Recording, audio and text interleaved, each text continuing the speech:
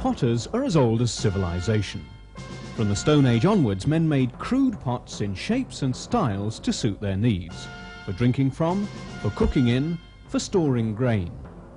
But when the Romans came to this area 2,000 years ago, they brought fully developed pottery techniques. We're going to chart the milestones of development here from those times, and see how the Staffordshire potteries grew from a few small moorland villages into the ceramic centre of the world. The works of the great and determined men who made all this possible, and their portraits, are here in the City Museum in Hanley, Stoke-On-Trent, which has the finest collection of Staffordshire pottery in the world. Our guide on this fascinating journey through time is Bill Morland, local historian, archaeologist and author of the book Portrait of the Potteries. Well, we're sitting here in the company of these great potters, famous names, and what we have to do is to come down to the potter, the guy who actually made the material. Like this piece made by the ancient Britons when the Romans were here.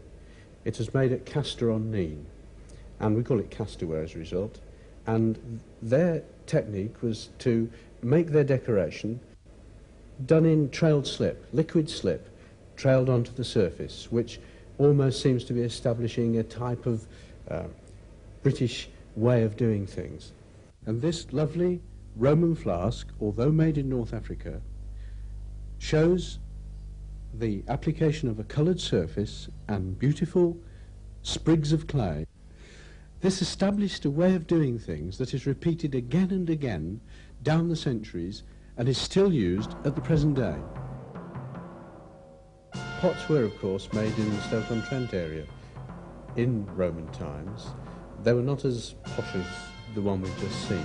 They were coarse wares, the sort of thing, in fact, that we often find coins buried in, hoards of coins. And once the Romans left, there wasn't a great deal of potting activity. Such pots as were made in between times were very coarse, very crude, containers for fluids or grain, and they're extremely hard to come by. But as soon as the English become established after the Norman conquest, we have quite a lot of pots to see.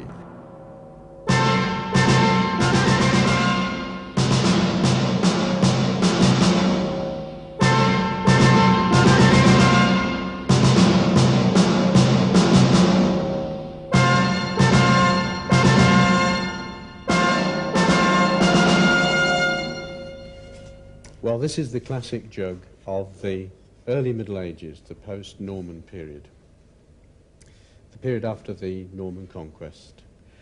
It's a large one. It probably contained ale, because they drank a lot of it, and it's made from local clay, which has this delightful colour, which local potters unfortunately never seem to like. And so they've gone and covered it with a lead glaze, which they've coloured with copper.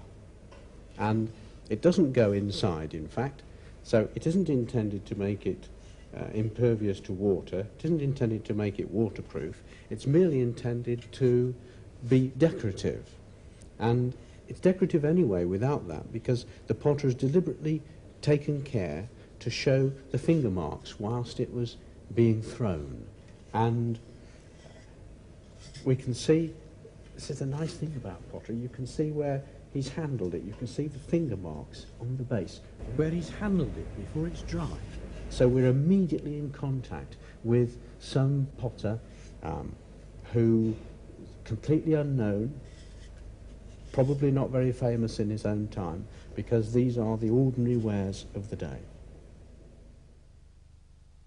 At the time these pots were made, there weren't any specific potteries. Most towns had their own potters because they couldn't manage without pots. They'd gone from the natural materials of wood and horn, and the potter began to come into his own at last. Any settlement of any size had a pottery in it, or nearby, so they were a part of the scene. They were as important as the ploughmen, but no more important, and the wares they made were for everyday use. But this area had an advantage that other places didn't have.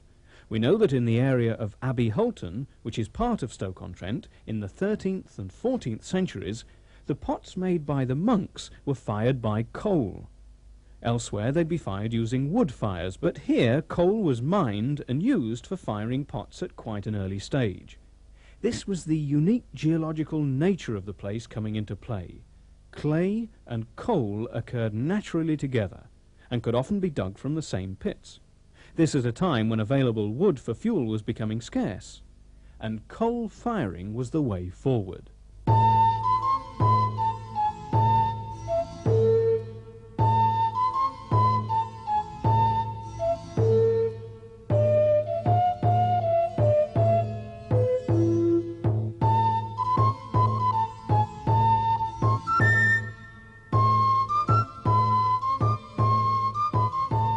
About the time of the Tudor monarchs, Henry VII and VIII and Henry's daughters, a class of ware becomes available, a class of ware came into use, called Cistercian ware. It's a silly name for it and it's hard to account for, but that's what they call it. It in fact is black, and it's usually found in the forms of beautiful, elegant, long cups, often with many handles. Those with many handles we call tigs.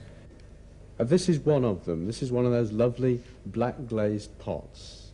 It's a mug, possibly for ale, and it has nothing whatsoever to do with Cistercian monks, but a very great deal to do with the ordinary people of the time of Elizabeth and her successors. It's beautifully made, it's nicely thrown, there's very attractive details on all of them. This has simply one raised band that's been made by the thrower, and the handle is, although beautifully fixed and very, very precisely made, it's quite ordinary. Some of them have more bands, and some of them indeed look like a piece of twig, and I often think that the bands that go around it perhaps represent the string which will have bound the willow handle to the horn mugs, because potters very often, when they started to make a new thing, copied in clay something which they had seen in other materials. And there's no doubting whatsoever the absolute mastery of the materials here. It's beautifully fired, it's been superbly glazed, it's completely waterproof inside and out. Whether or not, of course, this glaze, which is a raw lead glaze, is poisonous is another matter.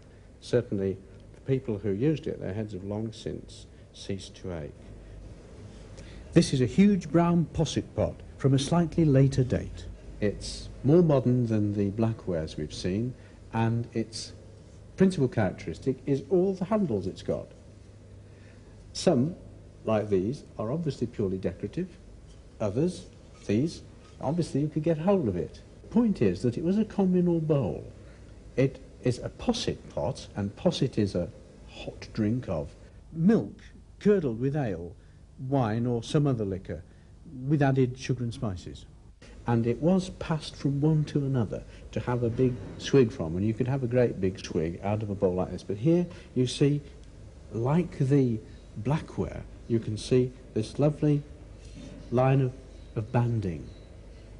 And it's very tempting to imagine this, from its colour, as being a copy of a turned wooden one, some of which survive, although their handles rarely do.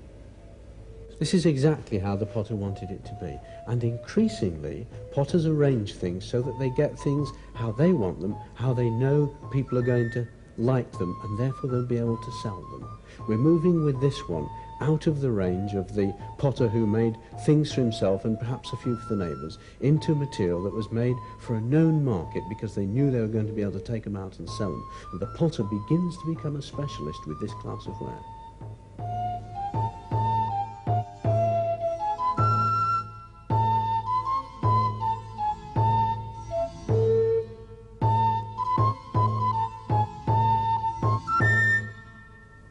That sort of ware was made from about the time of the Henrys Tudor, right the way through, up to pretty well the time of the British Civil War.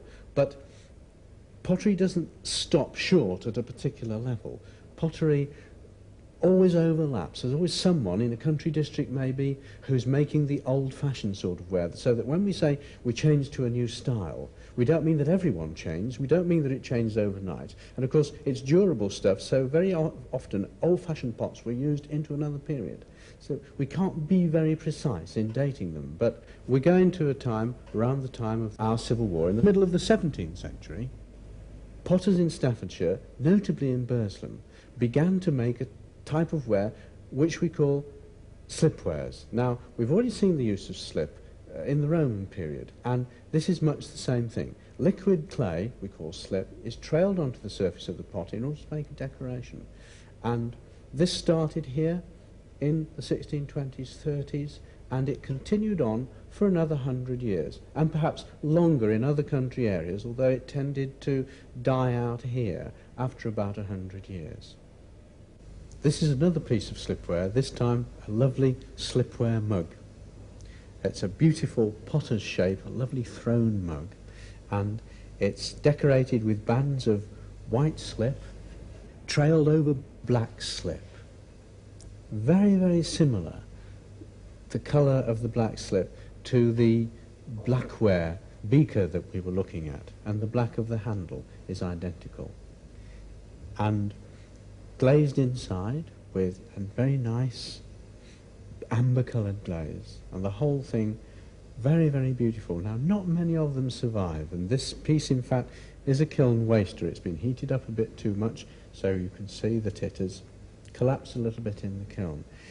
The reason why we don't find many of them is because although many thousands, tens of thousands of them were made, they were made to be used, and of course they were broken and thrown away. So what we normally find of these is hands full of fragments on domestic rubbish tips, bits of handles and so forth. But we can always identify them by this typical trailed slip decoration, and we know when we find those that we are in the mid to late 17th or early 18th century.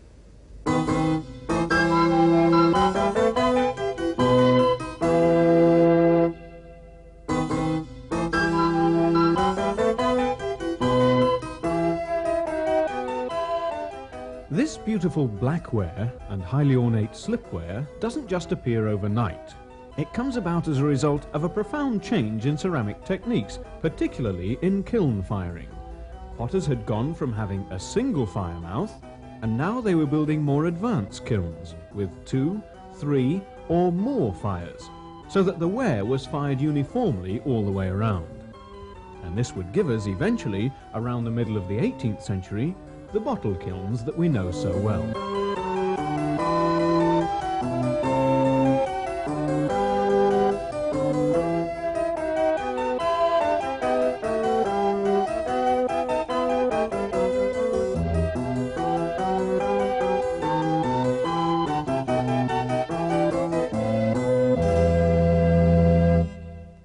This is a slipware dish.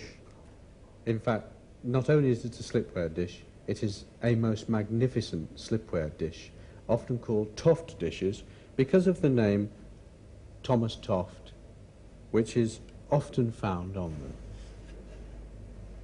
These were made by a family of potters called Toft, and they were made towards the end of the 17th century.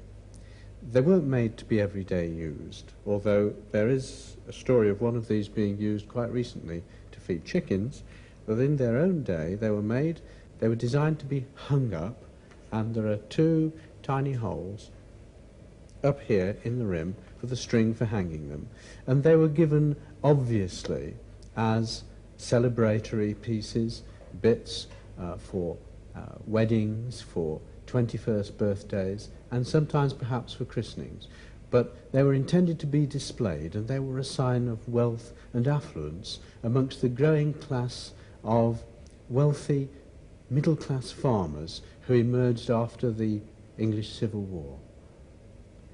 The designs were usually, as this one is, a design of heraldry, or designs of royal figures, or, because of the period it was, the 1680s, 1690s, very often there was a tulip on, because it was the time of the Dutch tulip mania. And here we've got the lion and the unicorn supporting the arms of Charles II, with, of course, the On y soit qui mal y pense of the royal cipher of the Garter around the armorial charger.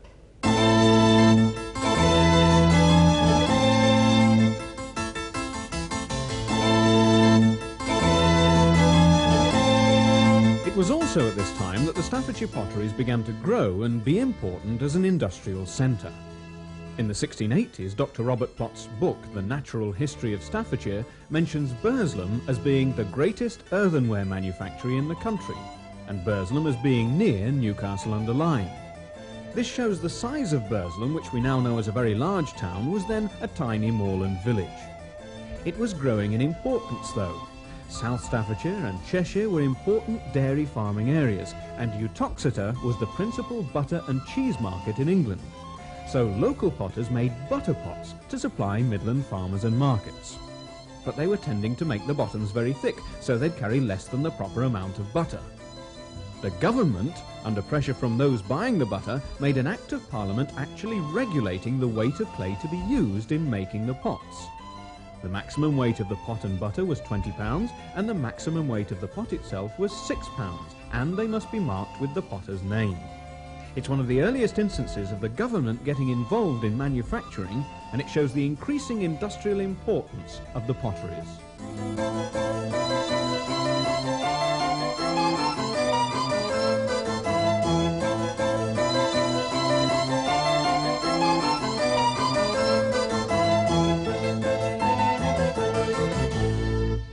This little redware bowl was made right at the end of the 17th century, in the 1690s, in Bradwell Wood, part of Newcastle-under-Lyme, by two Dutchmen, the Ehlers brothers. And this is one of the earliest examples of ware made for a specific purpose, and really it's the start of the ceramic industry proper, because this is a tea bowl, and it was made in order that people could drink tea. Now, it's very important, very significant. It was made here by Dutch people because the Oriental habit of hot drinks, the Oriental fashion of hot drinks, had got started on the continent, tea and coffee, for instance, and it was brought here from the continent and then gradually increased because of our overseas trade after the 1670s. And you couldn't drink hot tea and hot coffee out of wooden cups and bowls, or leather cups and bowls, or horn cups and bowls. It had to be pottery, and it really had to look for them as though it was Chinese, and that's what this is intended to look like. The Chinese ware came in the crates of tea, and there were teapots to make the tea in, and there were tea bowls to drink the tea out of, and of course they weren't enough, and anyway, why shouldn't European manufacturers cash in on this lucrative new market? And this, in fact, is a very, very modern piece. The sort of thing you could make now. It's not a thrown piece, and everything else we've seen has been thrown or has been press moulded. This piece has been slip cast. A liquid clay has been poured into a mould to make this. You can see inside the footring there a deeply depressed footring that you can only get in slip casting, and the very, very great fineness of the bowl itself. It is as thin as eggshell, absolutely super. And just like the Roman flask we saw, it has been decorated with clay applied to the surface. But in this case, instead of the sprigs being lumps of clay like pastry stuck onto the surface, the solid clay was forced into the moulds, and then the bowl before firing, which is very, very porous, it's got a lot of suction, was rolled across the mould, and it drags the sprig, the little bit of clay out to form this beautiful, very, very delicate decoration on the surface. So this is the very start of the tea wares, and the ceramic industry saw this, thought, right, that's what we need, we're off, let's have a go at making this stuff, let's have a look at what we can do to make the bodies together in order to get ourselves into this most valuable and lucrative market, the drinking of tea and coffee, right at the end of the 17th and beginning of the 18th century.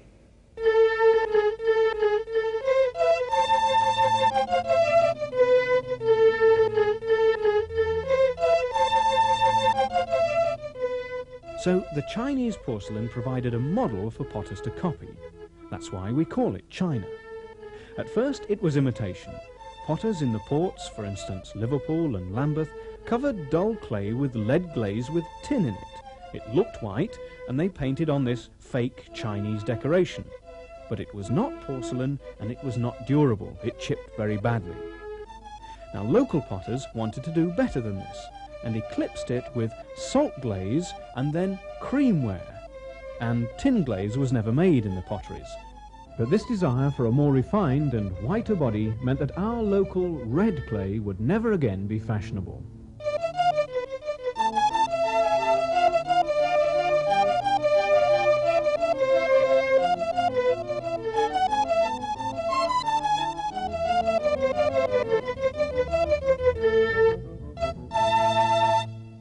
This is a piece of lead-glazed earthenware, often called Wealdenware, made around the middle of the 18th century. The techniques used were developed on the slipwares, and the way it was made, and you can see it quite clearly from looking at the centre of the dish, the clay was pressed into a fired clay mould to give the very, very fine, crisp detail of modelling there. Then the ware was fired, and this is the time when we come into the twice firing of ware, which of course was more expensive, but they wanted a more expensive looking and more elaborate piece of pottery. Then coloured oxides were dabbed onto the surface of the ware with a sponge. Then the whole thing was glazed over with a raw lead glaze and fired again. The coloured oxides melted into the hot glaze and produced this lovely drifting, flowing colour pattern. You can see up on the upper rim here where, because of the way the bowl was fired, the colours have melted and flowed in a toffee-like way. It gives a superb colour and character to these bowls, which is not achieved in any other way.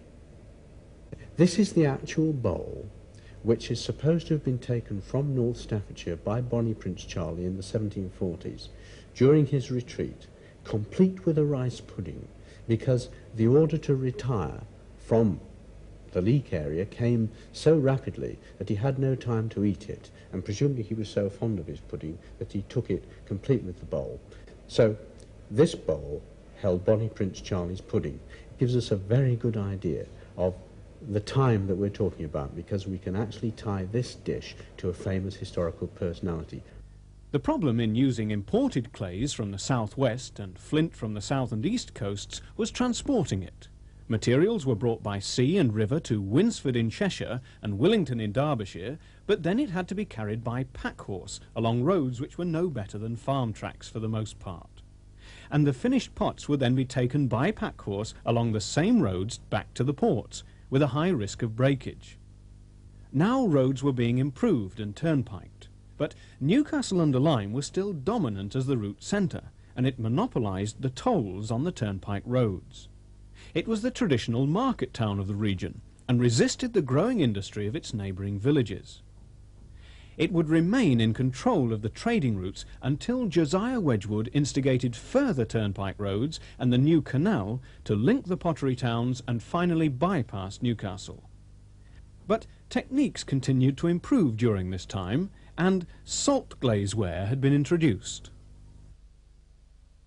This is a portrait of Bonnie Prince Charlie on a salt glazed punch pot made in North Staffordshire about 1760. And the type of clay that was needed for salt glazing was identical to the sort of clay that they used for the Wealdenware. The problem with salt glazing was that it was a very, very high temperature technique, and some of the local clays simply boiled and collapsed at the high temperatures needed for salt glazing. And since white things were much more acceptable, all this kind of ware was made from imported clays. And because the clay was so beautifully refined and able to take very high firing temperatures, then it has a lovely white surface, and they were able to put this beautiful enamel decoration on it. It's just as attractive from the other side, with really nice flowers on, which anyway, from needlework, we would be able to tell what period it was. And the way that this glaze was made is quite different from the glaze of the other wares, was that the piece was made and then put into the kiln, and whilst in the kiln, while the kiln was firing, salt was introduced into the firing chamber, and the salt evaporated and settled on the surface of the pots, making this lovely close glaze. In fact, there isn't anything on the surface at all. It's the pot itself that glazes, and it gives it a very, very fine glaze that isn't obtainable in any other way. The problem with it was that you needed a great deal of heat in order to vaporize the salt, and the fumes that came out of the kiln were pure chlorine. The chlorine itself attacked the hovels, that's the outer casing of the kilns, and destroyed them. It also attacked the lungs and eyes of the people round about. So it wasn't all that popular to live downwind of a salt glazed kiln. But the ware that it could produce, of course, is absolutely superb. Whilst this is typical of the middle half of the 18th century, people often therefore say, it's so lovely, why did it die out? Of course it didn't die out. Salt glazed ware went on being made, increasingly for heavier things like drain pipes and toilets, right up until the middle of the 20th century. And it's only the Health and Safety at Work Act that prevents it from being made now, because of the chlorine, which of course is absolutely disastrous. But despite the unpleasantness of the process, the material that could be produced is exquisite. And this, of course, is about the finest example that you're ever going to see anywhere.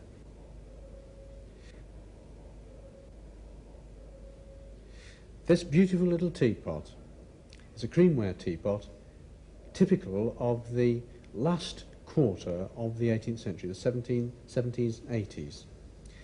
It is the sort of ware for which Wedgwood's factory was made, although this piece is not a Wedgwood piece itself. And it's got many points which are typical of its period. For instance, it's a copy of a silver teapot. The piercing of the clay around the top and the moulding around the spout are the sort of thing that you got on the beautiful, elegant Georgian silver teawares. And the painting, of course, is much more earthy, much more down to earth. We have Aurora in her chariot going across the heavens. And on the reverse, we've got the sunrise, which is absolutely super. And this is a sort of painting that gradually became very popular and very skilled in the potteries on this type of ware.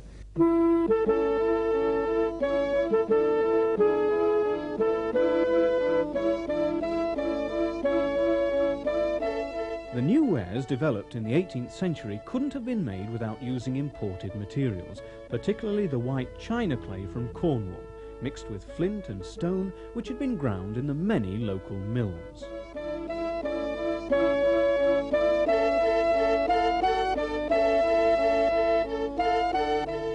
All over the country in other potteries, potters were trying to imitate the imported Chinese ware, which everybody liked. Rather than imitate it, here in the potteries they developed their own body, their own techniques of decorating it, which sold because people liked it for itself. This was salt glaze, which was then eclipsed by creamware such as this made by Josiah Wedgwood. But there was a challenge from porcelain manufacturers, the people who made ware that was very like the Chinese. In 1768, William Cookworthy obtained a patent which prohibited anyone from using the Cornish materials to make chinaware, and this would prevent local potters developing a translucent body. Josiah Wedgwood used all his influence and a great deal of money to help break the monopoly that the Cookworthy patent gave some potters in making porcelain. The direct result of this was that Newhall could make porcelain here from 1781 without any fear of prosecution, and great firms like Spode and Minton could later make their fine bone china. And it couldn't have been done without Wedgwood's help. Wedgwood was obviously successful, but he realized that his firm needed the support of a successful and flourishing ceramic industry.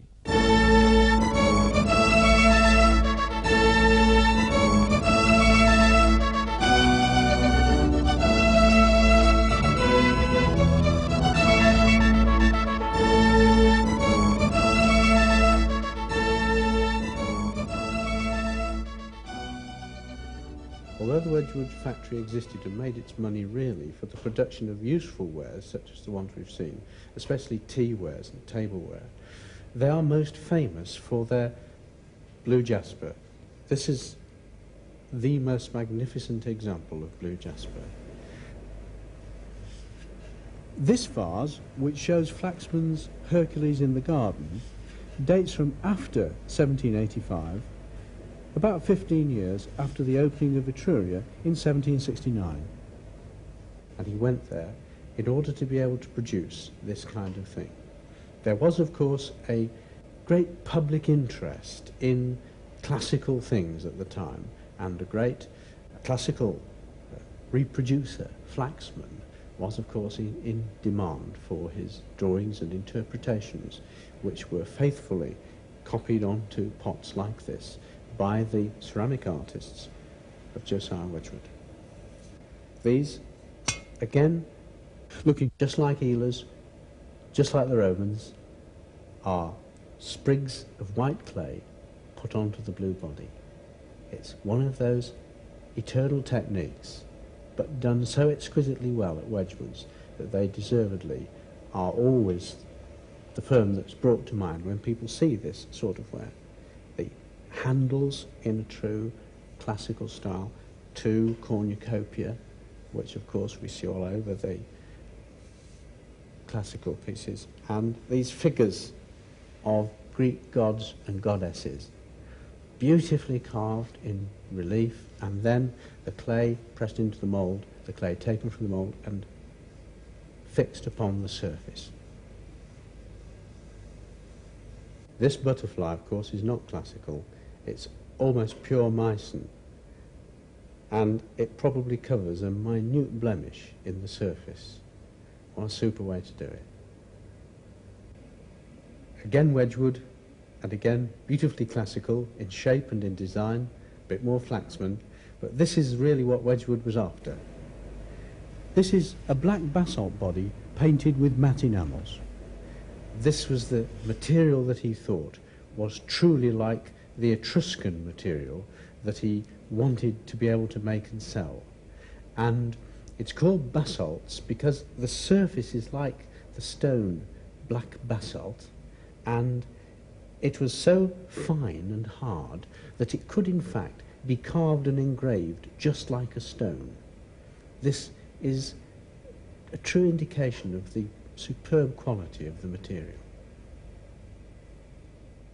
Wedgwood's importance as a master potter is obvious, but apart from helping to overcome the Cookworthy patent on porcelain, he saw that new turnpike roads were made and maintained to give good access between the now quite large pottery towns and the main trade routes out of the area. The building of the Trent and Mersey Canal linking the potteries to the ports of Hull and Liverpool was greatly influenced by him. Apart from serving his new garden factory at Etruria, he could see it as being essential to the development of the pottery industry as a whole. So apart from being one of the captains of industry and personally very successful, he truly represented the pottery industry in a way that a prince would represent his country.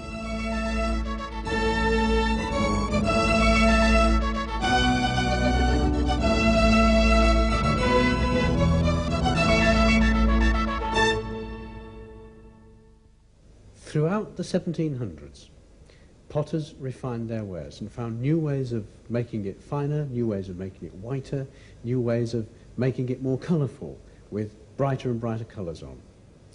And towards the end of the 18th century, the influence of Chinese ware was very, very great, and local potters were beginning to lose out to imported wares. They wanted something which could rival it. The beauty of the Chinese pottery was that it was perfect anyway in being flat. Also it was translucent. They loved this translucency and the beautiful, brilliant blue painting on it. This was the thing that they sought to imitate. There were lots of attempts to copy this.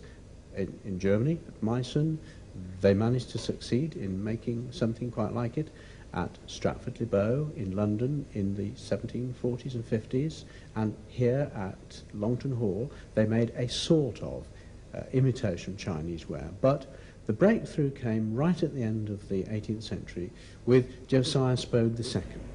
Spode knew about the experiments at Bow and Chelsea and other attempts to produce porcelain elsewhere, but by his experiments he devised the recipe needed to perfect bone china, and this fine translucent white body showed up colours and printing better than anything had done before. The prosperity of the pottery industry in the 19th century depended entirely on the development of this beautiful fine white bone china. And this is a piece of Spode's bone china. It's a bone china teapot made right at the beginning of the 19th century. It's beautifully modelled, and again it's based upon the silver teawares. It's very like a Regency silver teapot, but the colouring is absolutely superb. This body, this Staffordshire bone china, could take colour better than any other body has ever done. And as long as they were sticking to this particular paste, there was no way they could lose. It is superbly modelled, the gilding is absolutely beautiful, and the painting is exquisite in the extreme. The very, very fine lines that it was possible to get. The tiny brushes which the pottery painters used all conspired in this lovely body to make up this beautiful ware. A table, a white tablecloth, and the English have always been very fond of linen, a white tablecloth set out with this ware must have been absolutely sumptuous. Certainly for me it would be better than silver or gold. This is a superb example of a Spode plate, and Spode plates are great examples of Staffordshire blue printed wares which everyone all over the world wanted. They wanted them blue and white, and they wanted them all to look the same, and this you can get from a print. Printing, again, was increasingly used towards the end of the 18th century and was the principal method of decoration throughout the 19th century and onwards. From early medieval times, potters had known that metal oxides would colour the glaze, copper green, iron red or black, and so on. But there was a problem in mixing colours to make a pattern. Towards the end of the 18th century, engravings were used to decorate ware, but only in one colour. Experiments were done in Fenton by Felix Pratt, combining the limited colours available for underglaze painting. But coloured printing was needed for uniformity. Another Felix Pratt in the 1820s printed in colour using different copper plates for each colour, applied one after another to the biscuit ware using paper tissue, and the skill of the potter's eye to accurately register the colours. And it gave us these romantic pictures shown on the Pratt ware, and the final achievement of full colour printing.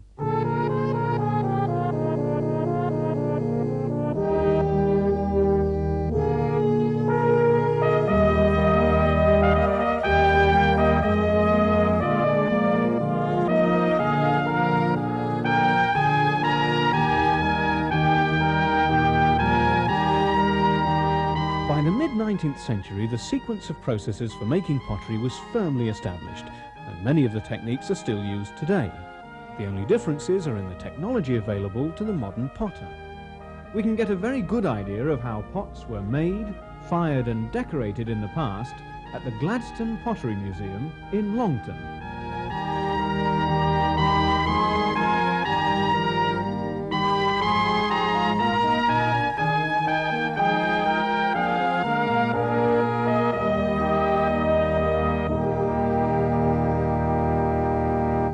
Here we are in the Gladstone yard, a typical Victorian potter's yard.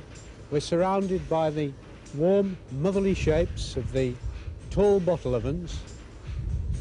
This is how the pottery has been for the past 200 years or so.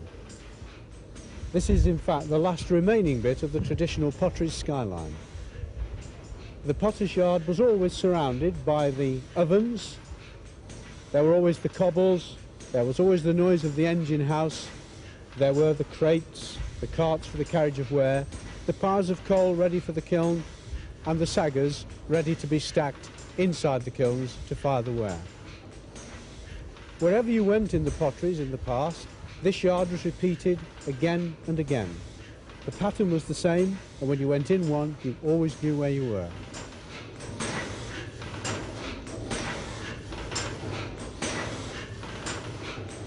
This is the engine house. It's the living, beating heart of any pottery factory. Inside there's a steam engine which powers all the machines. All the pottery operations are accompanied by the click and clack of the valves, the hiss of steam, and the noise of the gears. The power is taken from this on endless belts, round pulleys, through shafts in the wall, down other shafts, it turns corners, it dodges in through walls, goes across the ceiling. This is the place where every ounce of power in the pottery industry was in fact generated, and this is where it was taken from. Many of these engines, in fact, had life on a boat long before they came here, and many of the men who ran them had been to sea or been on the railways, which is where they often got their apprenticeships. This is where the power comes through the wall from the engine and begins to drive some of the machines. This is the heavy clay end. Then we have the blunger. Blunging is a pottery's term for mixing materials together. In here, the various materials, ball clay, china clay, flint, and if it's to be bone china, bone, whatever the ingredients for a particular body are all mixed until they produce the clay that's required. There is a filter where the clay is poured through a thing very like a fine garden sieve and passes over a magnet which gets any bits of metal out that would ruin the pots. Also in the same room there's a filter press. The liquid clay is put into filter bags between heavy cloths and screwed down to squeeze out the excess moisture, leaving a clay which is suitable either for throwing or for pressing. Using early colour film from nearly half a century ago, we can show the sequence of pottery making in the days of coal firing. After mixing, the liquid clay, or slip, was pumped into a filter press, and most of the water squeezed out. Then this clay was put through a pug mill to get rid of any air bubbles, and it was then used in different ways. In the jolly machine, to make cups or other hollowwares, or made into bats and formed into plates on a jigger,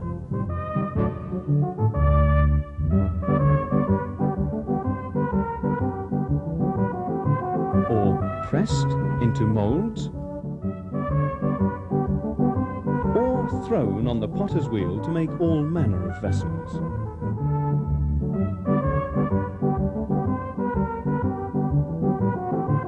After drying, some pots were turned on a lathe to give a smooth finish.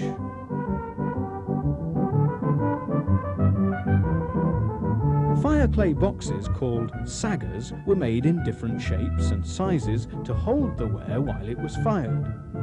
The sagger maker and the sagger maker's bottom knocker working in parallel with the men and women preparing the ware. In the casting shop, liquid clay that we call slip is poured into plaster moulds. A proportion of the water in the clay is absorbed by the mould, and then the remainder is tipped out. After a period of time, the clay inside the mould has hardened, the mould is opened, and the prepared model taken out. It's then ready for further finishing, decorating, and ultimately firing. After its first firing, the ware was hard and durable, but it was still porous.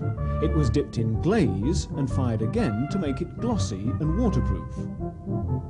Decoration could be in the form of hand painting or transfer printing. Some pieces might need several firings, for additional colours or gilding, for instance.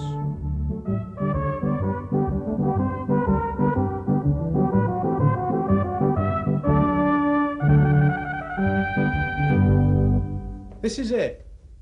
This is the guts of the fiery-bellied monster, the bottle oven. This is where the pottery, after all its history, all its development, all the care, all the making, all the decorating, this is where it receives its moment of truth. This is where it's fired to white, shimmering heat by the tens of thousands of dozen, protected from the searing flame of the oven by these safeguards. Now the potteries people call them saggers, but they are in fact safeguards. They're to stop the actual tongue of the flame from touching the pot itself, whilst keeping the heat, which will turn it from a crumbly, friable material into hard, durable china or earthenware.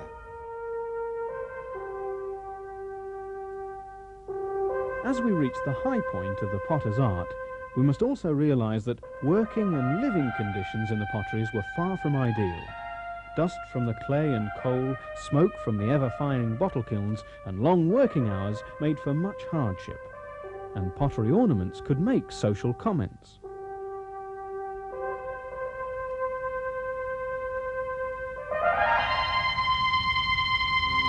Starting in the late 18th century and going on throughout the 19th and into the 20th century, potters all over Britain, but especially Staffordshire potters, made chimney ornaments. To my mind, the most attractive of them and symptomatic of the social and political conditions of the day is this one, which is called the tithe pig. The idea is that the poor farmer had to give 1/10 of everything he'd got to the vicar. In fact, to the rector. It's the rector who had the right to have all of these things, it's 1/10. And so they brought him 1/10 of everything. They brought him 1/10 of their corn, they brought him 1/10 of their eggs, they brought him 1/10 of their swine, but they have also brought him their 10th baby. That is the significance of the tithe pig, their 10th child being given to him. This is not so much an allegory as you might imagine, because in fact, in large families, the younger children would very often be given into parish care as apprentices and were literally given away. And the parish, in the form of the rector, who very often wasn't a priest anyway, would make enormous profits by running what were basically slave factories upon these tithe pigs. In this instance, these figures are all modelled in the round. As time went on, and they became immensely popular, it was no longer profitable to make them in the round, so we come to the Staffordshire flatback. This is a Staffordshire flatback, you can see. It's pretty all flat on the back. It was designed to stand on the mantelpiece. That's why it was flat on the back, because otherwise it would have stuck over anyway and probably fallen off. There was usually one each side of the mantelpiece with some other sort of ornament in the middle. But they were always of some popular sort of figure. This is the figure of Smith and Collier. It's the usual story of the farmer and the poacher, and Collier, the murderer, the last man to be hanged publicly in Staffordshire. Smith, his victim, the Staffordshire flatback, Smith and Collier.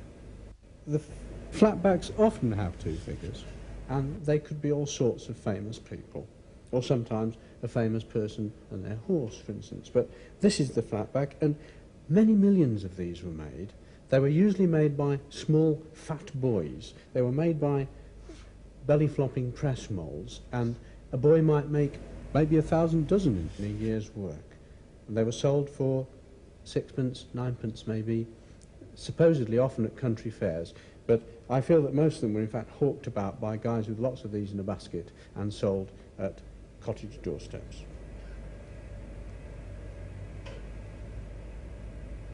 The continued development of bone china in the 19th century gave rise to pieces like this. It's a Minton exhibition piece. Minton imported lots of artists from the Sèvres factory and other French and continental factories in order to be able to produce pieces which were in the continental taste. There's a panel here painted by one of the imported French artists, and the piece was meant for exhibition. And what happened was, you went to an exhibition and saw these fantastic pieces and thought, well, that firm makes absolutely superb stuff, so I will buy my sight unseen China tea service from them because the ware they make for exhibitions is so very good. Well, exhibition pieces are all right, but this is what it was all about. This is what they actually made and wanted to sell to the public.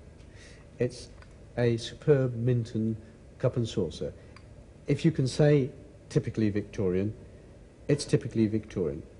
Wares like this were sold by their 1,000 dozen every day of the week, all over the world, And this is the ultimate development of Staffordshire bone china, especially blue, white and gold. Nothing looks more magnificent or opulent, and nothing was ever made better by anyone than this sort of material. We started off with the earth potters of Burslem, and gradually, as the potteries has developed, the ware went down the valley, starting with raw, crude earthenware and the slipware dishes in Burslem, gradually moving down through Stoke with Spode and Minton, and then out into Longton, where the China quarter was, where the manufacturers of bone china were. The potteries now had the familiar look of industrial towns, with factories and houses huddled together, with iron and steel works, and many local coal mines. But it was famous for pottery, and this attracted firms established in other parts of the country to move here, for our acknowledged expertise and for the prestige of having their ware made in Stoke-on-Trent. For instance, the Lambeth firm of Dalton. They came and bought out a small local works and built their factory in Burslem. So although the southern towns were regarded as the China quarter, the making of fine china was gradually established throughout the 6 towns. From a few isolated moorland villages, the potteries had grown and expanded southwards along the valley as the techniques and wares developed. The establishment of quality earthenware at Burslem, then Hanley, with Tunstall known for its tiles and bricks, and the great Adams factory. The perfection of bone china at Stoke and Longton, with colour printing developed in Fenton. All the towns played their part. Now they formed a continuous conurbation with good communication routes. They'd even built their own railway, the North Stafford, to link with the major companies. It was inevitable that they would join into one, and although each has maintained its own identity since, the 6 towns were federated in 1910. As Stoke-upon-Trent was the railway and postal centre, the new county borough and later city was called Stoke-on-Trent. But what have been the developments in the potter's art since then? They didn't really get any further in fineness, in beauty, in quality, than that Minton cup and saucer, although of course it has often been repeated and many, many other firms were capable of making just such magnificent things. All that really changed in the future was fashion in decoration and somewhat fashion in shape. Sometimes it was fashionable to have everything square or chunky. Sometimes it was fashionable to have them painted in gaudy yellows and greens and oranges. But that's really the modern change. The modern change is in the surface and the fashion for the shape. The ceramic industry today produces many magnificent pieces which people all over the world admire and love and buy. But for me, they didn't get much further than that Minton cup and saucer. Possibly the greatest growth industry in the potteries in recent years has been tourism. People are attracted to the unique industrial heritage here. The City Museum, Gladstone Pottery Museum and Chatley Whitfield Mining Museum attract many tourists. But visitors can also go on factory tours. They can browse among bargains in factory shops and see demonstrations at visitor centres.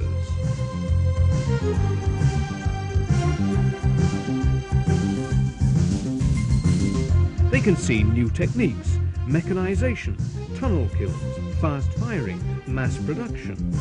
But what they really want to see is a working potter, the man, the woman, making and decorating fine ceramic pieces.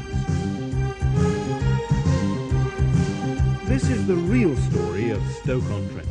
It's pots and potters.